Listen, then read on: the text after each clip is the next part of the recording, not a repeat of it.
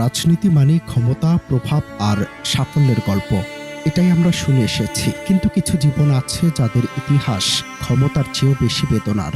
তারেক রহমানের জীবন ঠিক তেমনই এক দীর্ঘ ক্ষত চিহ্নের গল্প। বয়স মাত্র 6, তখনই ঢাকায় গৃহবন্দী জীবন। মুক্তিযুদ্ধের 9টি মাস কেটেছে মৃত্যু ভয়ে। কখন গুলি আসবে, কখন দরজা ভেঙে ঢুকবে শত্রু, সেই আতঙ্কে। শিশুকালেই বুঝে ফেলেছিলেন এই দেশের রাজনীতি শুধু মঞ্চের ভাষণ নয়, এটা রক্ত আর জীবনের হিসেব। আজ যখন কোর্টের ফিরেও একা তারেক রহমান, তখন কি নিয়ে বাঁচবেন তিনি? বয়স 11তে আবারও গৃহবন্দী। সিপাহী জনতার বিদ্রোহের সে ভয়াল 3 দিন। বাবা মায়ের সাথে বন্দী থেকে দিন গোনা এই বুঝি সবাইকে মেরে ফেলবে। 15তে হারালেন বাবা শহীদ রাষ্ট্রপতি জিয়াউর রহমানকে। মুহূর্তে এতিম হয়ে গেলেন। পরিচ্ছুতি দেখলেন তার মা কিভাবে রাজপথ আর কারাগারে জীবন কাটাচ্ছেন। 2 ছেলেকে রেখে একাই লড়ছেন রাষ্ট্রযন্ত্রের বিরুদ্ধে। এ যেন ব্যক্তিগত জীবন নয়, এক চলমান ট্র্যাজেডি।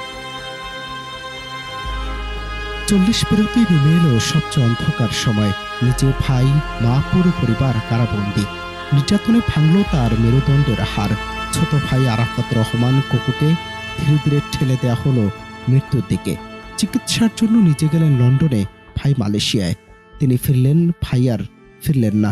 বাবার পর ছোট ভাইয়ের জানাজায়ও শরিক হতে পারলেন না তারেক রহমান। শুধু দূর থেকে দেখা। রাজনীতিতে বড় ভাই মানে পরিবারের ছায়া, সেই ছায়াটাও হারালেন তিনি। এরপর 50 পেরিয়ে দেখলেন বৃদ্ধ অসুস্থ মা একা বন্দী ভুতুরে কারাগারে। একজনই বন্দী, তিনি নিজেই। মৃত্যুর সাথে লড়াই করে বের হলেও মায়ের সাথে যেতে দেয়া হলো না একমাত্র ছেলেকে। সময় গড়িয়ে 60-এর কাছাকাছি এসে আল্লাহর রহমত হয়ে এলো জুলাই। কিছুদিন মায়ের সাথে কাটালেন, দেশে ফেরালেন, এরপর নিজেও এলেন। কিন্তু 1 সপ্তাহ না যেতেই চলে গেলেন তার শেষ আশ্রয় মা খালেদা জিয়া। বাবা নেই, ভাই নেই, এখন মাও নেই। জীবন তারেক রহমানকে যা দিয়েছে তার চেয়ে 1000 গুণ বেশি কেড়ে নিয়েছে। আজ কোর্টের ভিড়েও তিনি একা। এটি আজ একটি রাজনৈতিক চরিত্র নয়, বরং এক নিঃসঙ্গ জীবনের নাম।